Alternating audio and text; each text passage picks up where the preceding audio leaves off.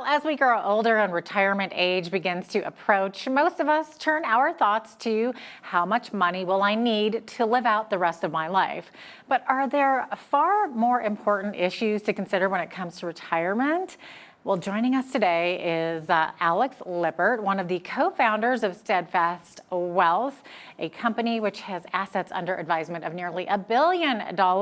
He is also the co-author of the book After Work, an honest discussion about the retirement lie and how to live a future worthy of dreams. He's joining us from Colorado Springs. Welcome to Bridge City News, Alex. So great to have you on today.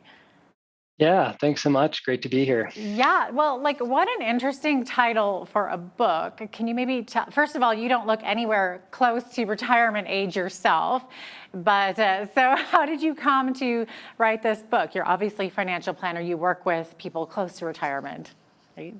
Yeah, so being a financial planner now for almost 11 years, it's really led to so many just direct observations and a lot of insights into, folks' kind of psychological side as they approach and, get into retirement and kind of what happens beyond the financial side. The financial piece of the equation is really important. Obviously, that's my career. But time after time, there were so many folks who, they have all of the financial side covered completely. They don't have any problems, living out their lives, doing whatever they want to do from a financial standpoint. But a lot of them end up unhappy and find themselves lost in retirement. And that's a curiosity that I wanted to explore with the book. And so that's kind of the genesis of the book. Sounds like it. So in the book, you mention the retirement lie. So can you tell us what the retirement lie is? What does our cultural mindset get wrong about retirement? Yeah, the retirement lie is that a withdrawn, kind of self-centered one is a good one. So there's this narrative that permeates our society that says, hey, you've put in time, you've put in effort, you've raised children, you've poured into other people's lives, you've poured into the company that you've worked for, your entire career. Now it's time for you. Now it's time to sail off into the sunset and vacation and play golf and all these different things that are fun that I think do have a place in your life. But I think, that cannot be the entree. That can only be the garnish. The fun stuff can be the garnish, but you really need to focus on purpose and fulfillment and, finding work after work, even if it's not quote unquote work. Does that make sense? Yeah, for sure. Well, you mentioned right off the top, it's psychological too. Now, you regularly advise people about financial planning for retirement. Obviously, that's what you do. And you've heard of a lot of personal stories, I'm sure, as you've come to know your clients over the years. But once people retire and have a lot of free time on their hands, do they often lose their sense of purpose, perhaps part of their identity? Yes, they absolutely do. And I think it takes a lot of intentional thought before stepping away from work or before becoming an empty nester. Some of these milestone moments where you've been busy, busy, busy. And even if you haven't necessarily been fulfilled, you're almost tricked into thinking you're fulfilled just because there's so much on your plate in any one given time.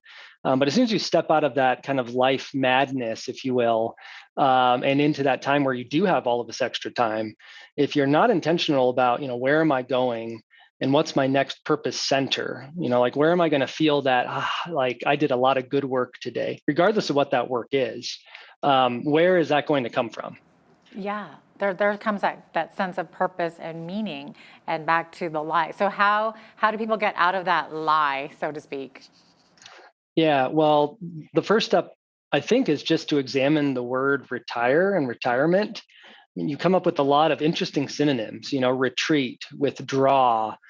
All of these words that sound terrible, right? So don't think about retirement as retirement. Think about retirement as a graduation. When we have a college student graduating, think about how many horizons are open to them. Like the world is waiting for them to go get it. And I think you need to think through that same lens. This is a graduation from one season, which could have been a fantastic career, raising children, all of these great things. But this next season of your life can be the most impactful of your life because you have the most financial resources, presumably.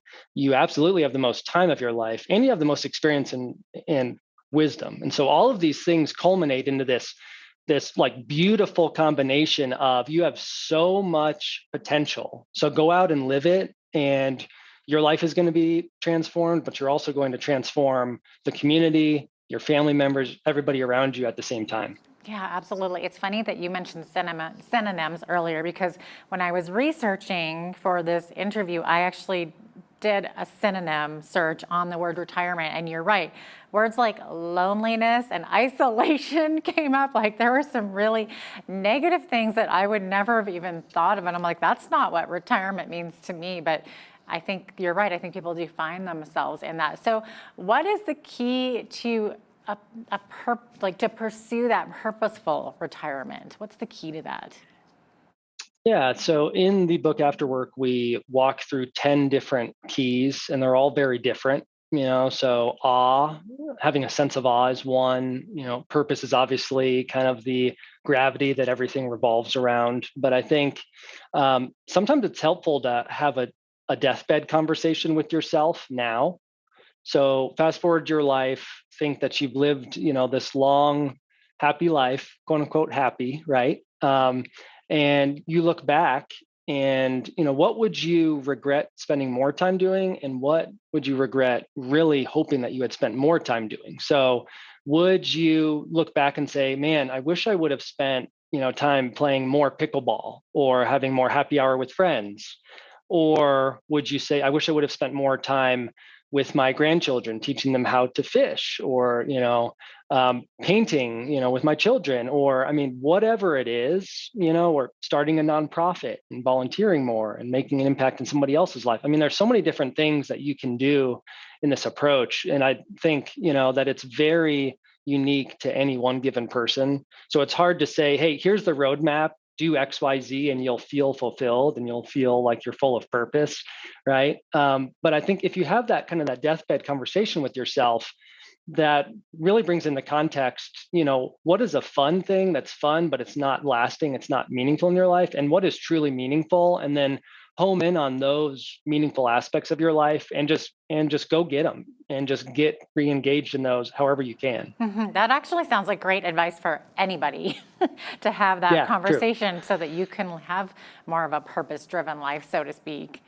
Wonderful.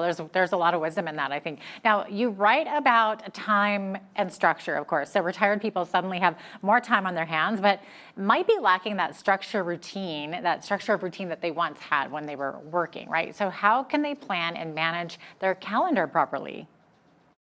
Yeah, so calendar is an interesting chapter in the book. It's probably the shortest chapter.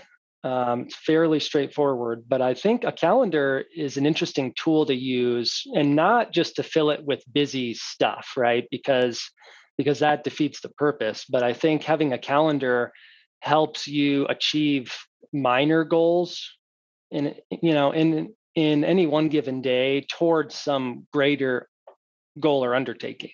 And so I think not having a calendar and waking up and just winging it in retirement, saying, hey, it's Wednesday, I slept in, I'm enjoying my coffee. And the next month, my entire calendar is just blank. Like that leads to a lot of indecisiveness and inaction, I think.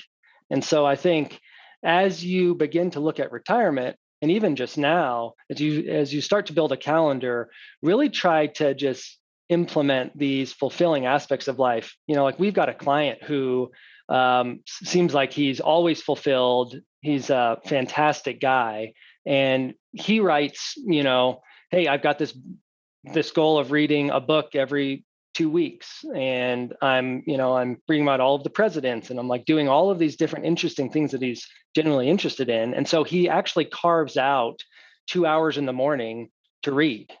And so it doesn't have to be this huge goal, start a company and do XYZ and do all of these massive things. It can just be really, really small things. But I think, any audacious kind of big life goal and thing that's going to be really fulfilling is going to be challenging, and it's going to take time and effort. And it's always a culmination of really, really small actions from now until you've reached your objective. And so I think utilizing the calendar in that way to basically goal set on a really small scale can help you ultimately reach where you want to go. I would imagine there's sometimes mental health issues can set in retirement. People might find themselves a bit depressed. Do you find that sometimes? Yeah, the statistics are shocking, actually. I mean, when you look at some of the stats about just retirees, like the divorce rate has tripled for age 65 plus since 1990. This large insurance study done by Cigna found that loneliness is the equivalent of smoking 15 cigarettes a day. And a lot of retirees are very lonely because, for one reason or the other, but I think ultimately connection to others is part of our human fabric. And I think that you really need to lean in, however that looks in your own life, and really lean in and stay connected. And there's another study that we mentioned in the book that's about, purposeful connections with others. And it's not about how many connections you have. It's not about being this social butterfly out there with a lot of superficial, relationships, a lot of acquaintances. It's about the depth of your relationships. And so even if there's one person in your life that you have a deep relationship with, how can you make that deeper? Yeah, absolutely. Absolutely. Now, what advice do you have for viewers to avoid that loneliness gap? I mean, you talk a bit about the importance of connecting with others through serving, of course. Yeah, I think generosity is one chapter in the book where we dig into not only financial generosity but also donating your time towards a worthy cause. But I think there's a lot of noise in our lives, and I think the first step really is to try to turn the volume down on all of that noise. I mean, we all have a smartphone in our pocket with instant news, instant everything about the markets, about your finances, about this or that.